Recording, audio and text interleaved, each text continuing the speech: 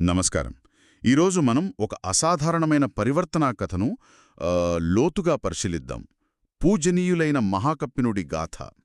ఒక చక్రవర్తి తన సర్వస్వాన్ని వదిలేసి జ్ఞాన మార్గంలో ఎలా ఉన్నత శిఖరాలకు చేరాడు. దీని గురించే మాట్లాడుకుందాం. నమస్కారం. అవును, చాలా ఆసక్తికరమైన కథ ఇది. మన దగ్గర దీనికి సంబంధించి ఒక ఆడియో కథనం ఉంది, అలాగే ఒక లిఖిత ప్రతి కూడా ఉంది. ఈ రెండింటినీ ఆధారం చేసుకుని మహాకప్పినుడి ప్రయాణాన్ని, అంటే ముఖ్యంగా ఆయన విశ్వాసం, త్యాగం, ధర్మ మార్గాన్ని అనుసరించిన విధానం, వీటిని అర్థం చేసుకోవడానికి ప్రయత్నిద్దాం. సరేనా? తప్పకుండా. అసలు బుద్ధుని కాలంలో చూస్తే ధర్మాన్ని అన్వేషించేవాళ్లు అన్ని వర్గాల్లోనూ ఉండేవారు. రాజులు, మంత్రులు, వ్యాపారులు, సామాన్యులు కూడా. అలాంటి వారిలో ఒక ప్రత్యేకమైన ఉదాహరణ ఈ మహాకప్పినుడు. కుక్కుటవతి అనే రాజ్యానికి రాజు ఆయన. అవును. ఈయన గురించి వింటుంటే ఆయన లక్షణాలు చాలా గొప్పగా అనిపిస్తుంది. 1000 మంది మంత్రులుండేవారట. ఇంకా ఆశ్చర్యమేంటంటే ఆ మంత్రులంతా పూర్వజన్మల్లో ఆయన స్నేహితులేనట. అందుకేనేమో వాళ్ల మధ్య అంత సఖ్యత. కరెక్ట్. ఆ సామరస్యమే విశేషం. రాజు కూడా సరైన ధర్మం కోసం ఎప్పుడూ వెతుకుతూ ఉండేవారు. ఆయన రాణి పేరు అనూజ.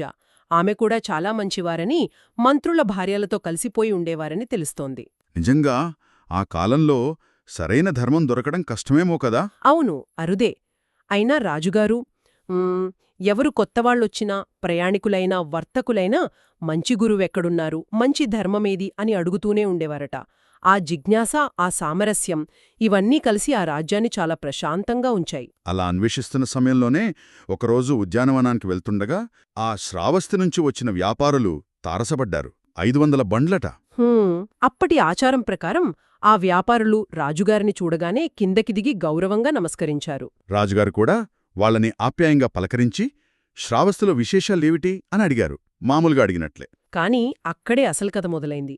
ఆ వ్యాపారుల నాయకుడు ఎంతో ఉత్సాహంగా, అయ్యా, గొప్ప విశేషముంది, అక్కడ బుద్ధుడు లోకంలోకి వచ్చారు అని చెప్పాడు. చెప్పే ముందు కూడా ఏదో చేశారట కదా? అవును, అది గమనించాల్సిన విషయం. అతను ఆ మాట చెప్పే ముందు నీళ్లతో నోరు పుక్కిలించి బుద్ధుడున్న వైపు తిరిగి నమస్కరించి అప్పుడు చెప్పాడట. అంటే బుద్ధుని పట్ల వారికి అప్పటికే ఎంత గౌరవముందో చూడండి. నిజమే. రాజుగారికి ఆసక్తి పెరిగి ఇంకా ఏమైనా విశేషాలున్నాయా అని అడిగారు. అప్పుడు ఆ వ్యాపారి ధర్మం గురించి వివరించాడు. శీలం, సమాధి, ప్రజ్ఞ, వీటి గొప్పతనం. స్వాఖ్యాతో భగవతా ధమ్మో అంటే భగవంతుడు ఎంత చక్కగా ధర్మాన్ని బోధించాడో చెప్పాడు. అది వినగానే రాజుగారిలో విశ్వాసం మొదలైంది. అవును, అక్కడితో ఆగలేదు. వ్యాపారి ఇంకా సంఘం గురించి, అంటే బుద్ధుని శిష్యుల గురించి చెప్పాడు. వేలమంది భిక్షువులు ఎలా ధర్మాన్ని ఆచరిస్తున్నారో, వారిలో ఎంతోమంది అర్హత ఫలం వంటి ఉన్నత స్థితులు పొందారని. సుపతిపన్నో భగవతో సావక సంఘో అంటూ సంఘం యొక్క గుణగణాలను కూడా వివరించాడు. ఆ మాటలు విన్నాక రాజుగారి పరిస్థితి ఎలా ఉందంటే, ఇక ఆయనలో విశ్వాసం మామూలుగా కలగలేదు. అది ఎముకల మూలుగుల్లోకి చొచ్చుకుపోయిందని, అంటే అంత గాఢంగా, అచంచలంగా మారిపోయిందని మన ఆధారాలు చెబుతున్నాయి. అబ్బా, అంత ప్రభావమా? వెంటనే ఏం చేశారు? తక్షణం, ఆ క్షణమే త్రిరత్నాలకు, బుద్ధునికి, ధర్మానికి, సంఘానికి నమస్కరించారు. రాణికి ఒక చిన్న సందేశం పంపించారు. ఆ సందేశం? ఒక ఆధారం ప్రకారం ఈ వ్యాపారులు అమూల్యమైన వార్త తెచ్చారు. వారికి బుద్ధుని కోసం 1,00,000, ధర్మం కోసం 1,00,000, సంఘం కోసం 1,00,000, మొత్తం 3,00,000 నాణేలు బహుమతిగా ఇవ్వు అని చెప్పారట. 3,00,000? ఇంకో ఆధారం ప్రకారం డబ్బు ప్రస్తావన లేదు, కేవలం వార్త విని త్యజించారని మాత్రమే ఉంది. సరే, ఏదేమైనా తర్వాత మంత్రుల వైపు తిరిగి, నేను ఎంత దూరమైనా సరే బుద్ధుడిని కలవడానికి వెళ్తున్నాను, మీరేమంటారు అని అడిగారు. ఆ 1000 మంది మంత్రులు ఒక్కరూ కూడా వ్యతిరేకించలేదు. అంతా ఏకగ్రీవంగా, మహారాజా, మీరు వెళ్తే మేము మీతోనే వస్తామన్నారు. ఇది నిజంగా వారి పూర్వజన్మల బంధం, వారి పరిపక్వతకు నిదర్శనం. అంటే అంత సులభంగా రాజ్యం వదిలేశారా? అవును, అంతేకాదు. రాణీకి పంపిన ఆ లేఖలోనే, మేము తిరిగి రాము, నువ్వు రాజ్యాన్ని ధర్మంగా చూసుకో అని కూడా చెప్పారట. ఆలోచించండి, ఒక చక్రవర్తి, 1000 మంది మంత్రులు కేవలం ధర్మం గురించి విన్నంతనే అంతా వదిలివెళ్ళిపోవడం, ఇది అసాధారణం. నిజంగా అసాధారణమే. సరే, వారు బయల్దేరారు. కేవలం కట్టుబట్టలతో, బుద్ధుని చూడాలనే ఆశతో. దారిలో పెద్ద నదులు అడ్డొచ్చాయట కదా? అవును, 3 పెద్ద నదులు. వాటిని దాటడం అసాధ్యమనిపించేలా ఉన్నాయట. పడవలు లేవు, ఏమీ లేవు. మరెలా దాటారు? అక్కడే వారి విశ్వాసం పనిచేసింది. మొదటి నదిని దాటేటప్పుడు బుద్ధుని అనంతమైన గుణాలను తలుచుకొని ఆ విశ్వాసబలంతో దాటారు. ఆహా. రెండవ నదిని ధర్మం యొక్క శక్తిని, దాని నిర్మలత్వాన్ని స్మరించుకొని దాటారు. మూడవ నదిని ఆ సంఘం యొక్క గొప్పతనాన్ని, వారి ఆచరణను తలుచుకుని దాటారు. అంటే కేవలం ఆ త్రిరత్నాలపై ఉన్న అచంచల విశ్వాసంతోనే నీటిపై నడిచినట్లు దాటేశారన్నమాట. ఖచ్చితంగా. వారి పుణ్యబలం, బుద్ధునిపై ఉన్న ఆ ప్రగాఢ విశ్వాసం, ఇంకా బుద్ధుని కరుణాశక్తి ఇవన్నీ తోడేవారు సురక్షితంగా దాటగలిగారు. ఇది వింటుంటేనే రోమాలు నిక్కబొడుచుకుంటున్నాయి. అదే సమయంలో బుద్ధుడు కూడా తన దివ్య దృష్టితో వీళ్లు వస్తున్నారని తెలుసుకుని వారికోసం ఎదురుచూస్తున్నారట. శ్రావస్తికి 120 యోజనాల దూరంలో చందభాగా నది ఒడ్డున ఒక పెద్ద మర్రి చెట్టు కింద. వారు మూడవ నది దాటి ఒడ్డుకు రాగానే బుద్ధుణ్ణి చూశారా? అవును. చూడగానే 6 రంగుల కాంతులతో ప్రకాశిస్తున్న బుద్ధుణ్ణి చూశారు. రాజు వెంటనే ఆయనే బుద్ధభగవానుడు, మనకోసమే ఇక్కడికి వచ్చారు అని గుర్తించారు. అప్పుడు వారు ఎంత వినయంగా ప్రవర్తించారంటే మోకాళ్లపై ప్రాకుతూ వెళ్లారట. థాయిలాండ్లో ఇప్పటికీ ఇలాంటి సంప్రదాయం ఉందని ఒక ఆధారం చెబుతోంది. అంత వినయంతో బుద్ధుని పాదాలకు నమస్కరించారు. బుద్ధుడు వారిని చూసి వారి పరిపక్వతను గ్రహించారు. వారికి తగిన విధంగా ధర్మోపదేశం చేశారు. ఆ ఉపదేశం విన్న క్షణంలోనే రాజు, మహాకప్పీనుడు, ఆ 1000 మంది మంత్రులు అందరూ సోతాపత్తి ఫలాన్ని పొందారు. సోతాపత్తి అంటే మొదటి ఆధ్యాత్మిక ఫలం కదో. అవును, జ్ఞానమార్గంలో ప్రవేశించడం. ఇక దుర్గతిలేని స్థితి. అది పొందిన వెంటనే వారు సన్యాసం కావాలని బుద్ధుడినడిగారు. బుద్ధుడు వెంటనే ఇచ్చేశారా? ఆయన వారి పూర్వకర్మలను చూశారు. వారు గత జన్మల్లో ఎన్నోసార్లు కాషాయ వస్త్రాలను దానం చేసిన పుణ్యముందని గ్రహించారు. అందుకే కేవలం ఏహీ భిక్కు అన్నారు. అంటే రా భిక్షువు అని. అంతేనా? అంతే. ఆ పిలుపుతోనే అద్భుతం జరిగింది. వారి జుట్టు, గడ్డాలు మాయమయ్యాయి. ఒంటిపై కాషాయ వస్త్రాలు, చేతిలో భిక్షాపాత్ర ప్రత్యక్షమయ్యాయి. ఇదే ఏహీ భిక్కు ఉపసంపద. ఇది కేవలం బుద్ధుని శక్తి, వారి పూర్వపుణ్యం వల్లే సాధ్యం. అద్భుతం. కథ ఇంకా ఉందంటున్నారు. రాణి సంగతి? అవును, ఉంది. ఇంతలో ఆ వ్యాపారులు తిరిగి కుక్కుటవతికి వెళ్లారు. రాజుగారి సందేశాన్ని రాణి అనోజాకు ఇచ్చారు. రాజు వెళ్ళిపోయారని తెలిసి ఆమె ఏమైంది? ఆమె దుఃఖించలేదు. పైగా బుద్ధ, ధమ్మ, సంఘాల గురించి విని ఆమెలో కూడా అపారమైన విశ్వాసం కలిగింది. ఎంత ఆనందపడిందంటే రాజు చెప్పిన 3 లక్షలకు బదులుగా 9 లక్షల నాణేలు ఆ వ్యాపారులకు బహుమానంగా ఇచ్చిందట. 9 లక్షలా? అవును. నా భర్తే రాజ్యాన్ని వదిలేసినప్పుడు నాకీ సంపదలెందుకు అని ఆమె కూడా త్యాగానికి సిద్ధపడింది. అచ్చం రాజులాగే. అవును. వెంటనే మంత్రుల భార్యలను పిలిపించి విషయం చెప్పింది. ఆశ్చర్యంగా వారు కూడా మేము కూడా మీతోపాటే వస్తాం రాణీ అన్నారు. వారు కూడా బయల్దేరారా? బయల్దేరారు. అదే దారిలో వెళ్లారు. ఆ 3 నదులు అడ్డొచ్చాయి. వారు కూడా అచ్చం రాజు, మంత్రులలాగే త్రిరత్నాలపై గట్టి విశ్వాసంతో వాటిని సురక్షితంగా దాటారు. చూడండి, విశ్వాసం, పుణ్యముంటే లింగభేదం లేదు. నిజమే. వారు కూడా బుద్ధుడి దగ్గరికి చేరుకున్నారు. కాని అక్కడో చిన్న విషయం జరిగింది. బుద్ధుడు ఆలోచించారు, వీరు తమ పూర్వ భర్తలను ఇప్పుడు భిక్షువుల రూపంలో చూస్తే పాత అనుబంధాలు గుర్తొచ్చి మనసు చలించి ధ్యానానికి ఆటంకం కలుగుతుందేమో అని. ఓ అవును కదా. మరి ఏం చేశారు? తన శక్తితో ఆ కొత్తగా భిక్షువులైన 1000 మందిని రాణిగారి బృందానికి తాత్కాలికంగా కనిపించకుండా చేశారు. రాణి అడిగారా రాజు గురించి? అడిగింది, బుద్ధ భగవాన్, మా మహారాజు ఎక్కడా అని. బుద్ధుడు, అమ్మా కూర్చోండి, ఇక్కడే ఉన్నారు, చెబుతాను అని చెప్పి వారికి కూడా ధర్మోపదేశం చేయడం ప్రారంభించారు.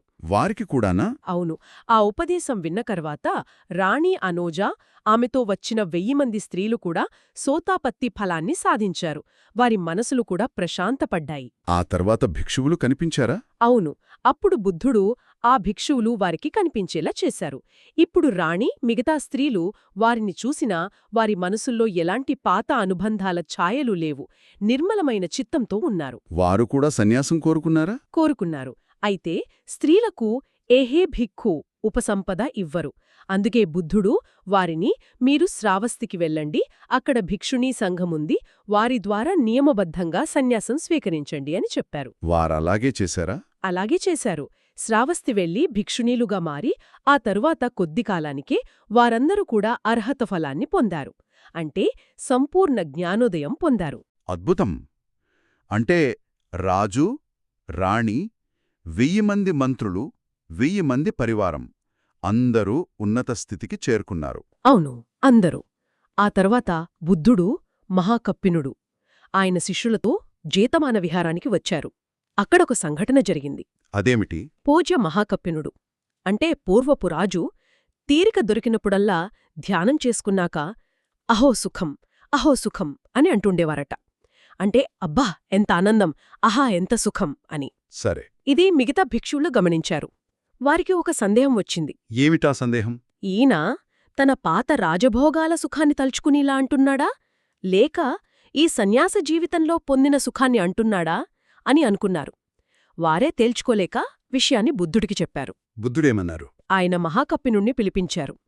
కప్పినుడా, నువ్వు తరచూ అహోసుఖం అంటున్నావట, ఏ సుఖాన్ని ఉద్దేశించి అంటున్నావనడిగారు. దానికి మహాకప్పినుడి సమాధానం ఆయన చాలా స్పష్టంగా చెప్పారు. భగవాన్, రాజజీవితం పైకి సుఖంగా కనిపించినా అదంతా భయాలతో, బాధ్యతలతో, శిక్షించాల్సి రావడం వంటి దుఃఖంతో కూడుకున్నది. ఎప్పుడూ ఏదో ఒక ఆందోళన. కాని ఈ సన్యాస జీవితం, ఈ క్లేశాలు అంటే రాగ, ద్వేష, మోహాది మాలిన్యాలు లేని ఈ ప్రశాంత జీవితం, ఇది నిజమైన సుఖం. ఏ భయాలూ లేవు, చింతలు లేవు, ఎంతో తేలికగా, స్వేచ్ఛగా ఉంది. ఈ ధర్మసుఖాన్నే నేను అహోసుఖం అని అంటున్నాను. అప్పుడు మిగతా భిక్షువులకు అర్థమయుంటుంది. అవును, అందరికీ స్పష్టతొచ్చింది. అప్పుడు బుద్ధుడు ఈ సందర్భంగా భిక్షువులందరికీ అర్థమయ్యేలా ఒక ప్రసిద్ధ గాథ చెప్పారు. ఇది ధమ్మపదంలో సుఖవర్గంలో వస్తుంది. గాథ 79. ఏమిటా గాథ? ధమ్మపీతి సుఖం సేతి విప్పసన్నేన చేతసా అర్యప్పవేదితే ధమ్మే సదా రమతి పండితో. దీనర్థం? ధర్మరసాన్ని ఆస్వాదించేవాడు ధమ్మపీతి, ప్రసన్నమైన నిర్మలమైన మనసుతో విప్పసన్నేన చేతసా సుఖంగా జీవిస్తాడు. సుఖం సేతి.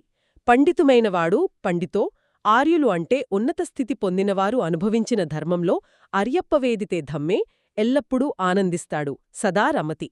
ఇక్కడ పండితుడనే మాట వాడారు బుద్ధుడు. అవును, అది చాలా ముఖ్యం. బౌద్ధధర్మంలో పండితుడు అంటే కేవలం పుస్తకాలు చదివినవాడు కాదు. మరి ఎవరు? పరిపూర్ణమైన శీలం, సమాధి, ప్రజ్ఞలను అభ్యసించి వాటిని జీవితంలో పాటిస్తూ కరుణ, మైత్రి, ముదిత, ఉపేక్ష వంటి బ్రహ్మవిహారాలను వృద్ధి చేసుకున్నవాడు పండితుడు. ఆచరణలో జ్ఞానం పొందినవాడు. అత్యున్నత పండితుడు బుద్ధుడు. అర్హూతులు, అనాగాములు, సకదాగాములు, సోతాపన్నులు వీరందరూ కూడా ఆర్యులు. వారూ పండితులే. ఆ మార్గంలో నడవడానికి ప్రయత్నించే సాధకులందరూ పండితులుగా మారడానికి శిక్షణ పొందుతున్నట్లే. అంటే మహాకప్పినుడు అనుభవించిన ఆ సుఖం ఈ పండిత లక్షణం వల్ల వచ్చిందన్నమాట. ఖచ్చితంగా. ఆ ధమ్మసుఖం, ఆ అంతర్గత ప్రశాంతతే నిజమైన ఆనందం. అది లౌకిక సుఖాల వంటిది కాదు. అది నిర్వాణానికి సంబంధించిన సుఖం. ఈ మొత్తం కథ, ఈ గాథ, వీటి నుంచి మనం నేర్చుకోవాల్సింది చాలా ఉంది కదా. నిజంగా. ముఖ్యంగా ఆ విశ్వాసం చూడండి ఎంత గాఢమైనదో. కేవలం త్రిరత్నాల గురించి విన్నంతనే అంతా వదిలేశారు. అంటే అది ఏదో ఆ క్షణంలో పుట్టింది కాదు. బహుశా జన్మజన్మలుగా వారు చేసుకున్న సాధన, పెంపొందించుకున్న పారమితల ఫలితమది. అవును, అధికారం కోసం, సంపదల కోసం ఎంతగా ప్రాకులాడతారో చూస్తాం కదా. అలాంటిదింత సులభంగా వదిలేయడం ఊహించడమే కష్టం. నిజమే. ఇంకా ఆ ఆనందానికి మార్గం కూడా స్పష్టంగా కనిపిస్తుంది. అదే ఆర్య అష్టాంగ మార్గం. ముఖ్యంగా శీలం, సమాధి, ప్రజ్ఞ.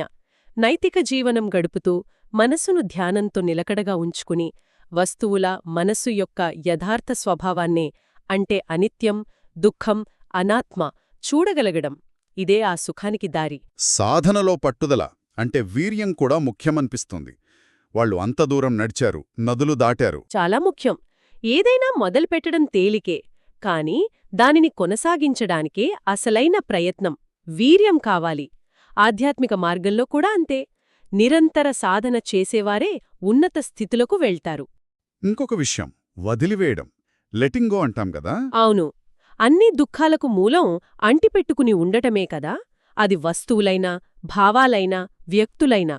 వాటి అనిత్య స్వభావాన్ని, అవి మన ఆధీనంలో లేవన్న అనాత్మ నిజాన్ని చూసినప్పుడు వాటిని మానసికంగా వదిలివేయడం సులభమవుతుంది. పట్టుకుంటే బంధం, వదిలేస్తే స్వేచ్ఛ, సుఖం. అదే మహాకప్పినుడు అనుభవించింది.